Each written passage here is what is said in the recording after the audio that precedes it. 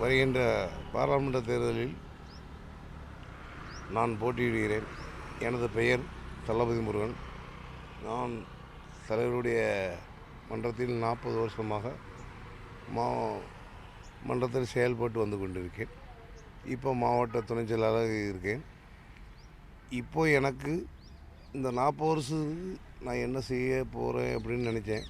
இந்த எம்பி எலெக்ஷனில் நான் மக்களுக்கு சேவை செய்ய களம் இறங்கியிருக்கிறேன். மக்களுக்கு நான் நல்லது செய்வேன். கண்டிப்பாக என் தலைவருடைய பாதையிலே நாங்கள் போவோம். நாங்கள் சொல்கிறத செய்வோம், செய்கிறத செய்வோம். இதுதான் எங்கள் பாலிசி. மக்களுக்கு என்றைக்கும் நாங்கள் நல்லதே தான் பண்ணுவோம், நல்லதே செய்வோம், நல்லதே நடக்கும். இது எங்களுடைய கோரிக்கை. ஆட்சி மாற்றம், அரசியல் மாற்றம்னு சொல்லி 2000 அரசியலுக்கு வரணும்னு சொன்னார். ஆனால் வரல. இப்போ நாங்கள் கலைஞர்கள் எங்களுக்கு ஆசீர்வாதம் பண்ணணும் எங்கள் தலைவர். நாங்கள் நம்புகிறோம் அவரை. எங்கள் கோடான கோடி மக்களின் தலைவன், இந்திய நாட்டின் ஒரே சூப்பர் ஸ்டார். நாங்கள் அவரை என்றைக்குமே அவருடைய பாதம் தொட்டு வணங்கணும். ஆனால் என்னை கண்டிப்பாக என்னை கூப்பிடணும். அவருடைய ஆசீர்வாதம் எனக்கு வேணும். நான் நிச்சயம் வெற்றி பெற வாய்ப்பு அவர் தான் தரணும். மக்கள் எனக்கு இந்த திருநெல்வேலி மாவட்டத்தில் எனக்கு மிக மகிழ்ச்சியாக இருக்குது. கேண்டிடேட்டு யாருமே திருநெல்வேலி தொகுதியை பொறுத்த வரைக்கும் யார் நல்லவங்க இருக்கு. மக்களுக்கு என்ன செஞ்சாங்க? 5 வருஷம் ஆட்சியில் என்ன செஞ்சாங்க? எதுவுமே கிடையாது.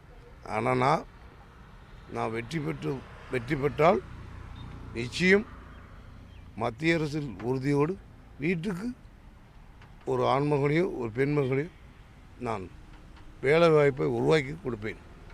இது என்னுடைய முயற்சி. வாழ்க வளம். மக்களவையில் உள்ள இடம் சட்ட விரோதப்பட்டுள்ள இந்திய அரசின் அமைப்பின் உண்மையான நம்பிக்கை கட்டுப்பாடும் கொண்டிருப்பேன் என்று இந்திய நாட்டின் முதல் ஆட்சியரையும் ஒத்துழைப்பாதையில் நிலைநாட்டில் என்று ஆண்டவர்களின் உலகத்தில் உறுதி கூறுகிறேன்.